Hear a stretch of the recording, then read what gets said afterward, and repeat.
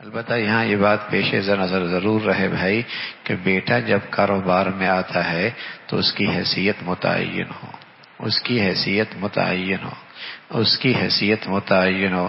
آیا وہ ملازم کی حیثیت سے ہے یا وہ حصہ دار کی حیثیت سے ہے؟ اگر ملازم کی حیثیت سے ہے پھر اس کی مناسب تنخواہ مقرر کرنی چاہیے۔ کیوں؟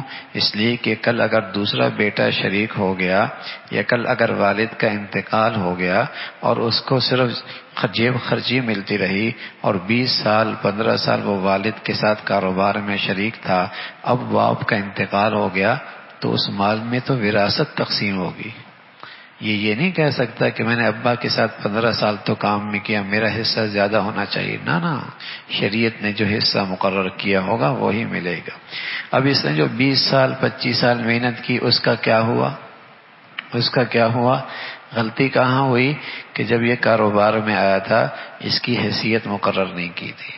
اگر اس کی حیثیت ملازم کسی ہوتی اور اچھی خاصی سے تنخواہ ملتی رہتی تو ٹھیک ہے، اس نے اپنے ہر مہینے کی تنخواہ لی ہے، والد کے انتقال کے بعد شریعت کے مطابق تقسیم ہوگی، اور اس نے اگر 3 لاکھ 4 لاکھ ہر مہینے لیے تو اپنی مزدوری لے لی اس نے۔ اور اگر باپ نے اس کو حصے دار بنا دیا، ایک حصے میں یا آدھے میں یا نصف میں یا تہائی میں حصے دار بنا دیا تو ٹھیک ہے، اس کی محنت کی مزدوری مل گئی۔ اب بقیہ جو حصہ ہے جو اس میں اس کا بھی حصہ ہوگا اور باقی جو اس کے ورثاء ہیں ان کی وراثت کا حصہ بھی ہوگا، اور اس کا اپنا حصہ جو اس کے شیئر ہیں اس کاروبار میں وہ الگ سے ہوں گے، اس میں وراثت جاری نہیں ہوگی۔ تو یہ بہت اہم بات ہے، بس اوقات اسے نظر انداز کیا جاتا ہے، اور جب والد کا انتقال ہوتا ہے تو بعد میں مسائل بہت کھڑے ہوتے ہیں۔ بیٹی کہتی ہے میرا حصہ، بیٹا کہتا ہے کاروبار تو میں نے ابا کے ساتھ کھڑا کیا ہے، کاروبار تو میں نے کھڑا کیا ہے۔ دوسری بہنہ کہتی ہے میرا حصہ، بھائی کہتا ہے کاروبار تو میں نے کیا سارا، تمہیں کیسا حصہ ملے گا؟ ٹھیک ہے، ان چیزوں میں حصہ، کاروبار میں کوئی حصہ نہیں، یہ تو میں نے کیا ہے۔ چھوٹے بیٹے چھوٹے بھائی بعد میں کاروبار میں شریک ہوئے، اور یہ بھائی 40 سال سے کاروبار میں شریک تھا، اب دونوں میں وراثت ایک جیسی۔ اب اس 40 سال کی محنت کا بدلہ کہاں گیا؟ غلطی کہاں ہوئی؟ جب کاروبار میں آئے تھے اس کی حیثیت مقرر نہیں کی تھی، اس کی حیثیت مقرر نہیں کی تھی۔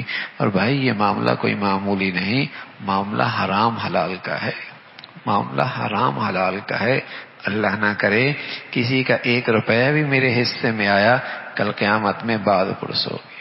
کسی کی تھوڑی سی حصہ کیفیت مال کی حیثیت بھی میرے پاس آئی جو میرا حق نہیں ہے، کل قیامت میں اس کا بدلہ چکانا پڑے گا۔